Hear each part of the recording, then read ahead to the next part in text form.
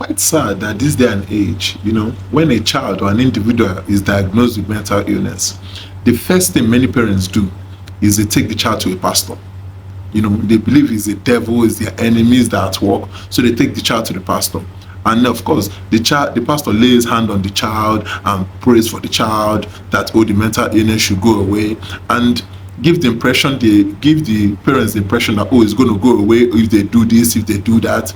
And when eventually doesn't go away, they start blaming the child for not having the right mindset, or start blaming the parents for not fulfilling some obligation, or they start passing blame around.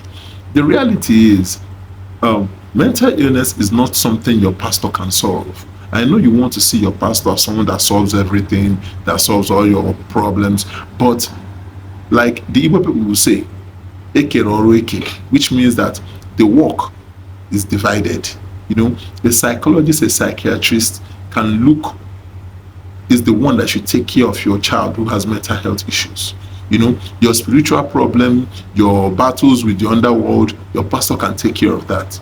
But when you are of the opinion that maybe your pastor laying hand on your child will get rid of the mental illness, when you're of that opinion, chances are your child can be put in a place where he can be exploited or taken advantage of. Because some of these pastors, when they know that someone has mental health issues, they may use it to charge exorbitant prices from the parents, or they may use it in some way or some form. They weaponize it and they take advantage of the situation.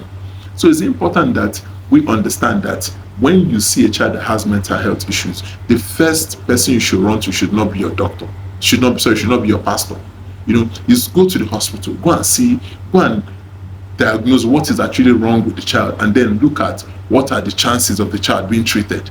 Running to your pastor to help you with mental health issues is not necessarily the best way, because it's not an evil thing, it's not a spiritual thing that happens. Sometimes it is something that has to do with your child's brain and the way the body functions, and there's a dysfunction in the whole process, and that's what brought about the mental illness.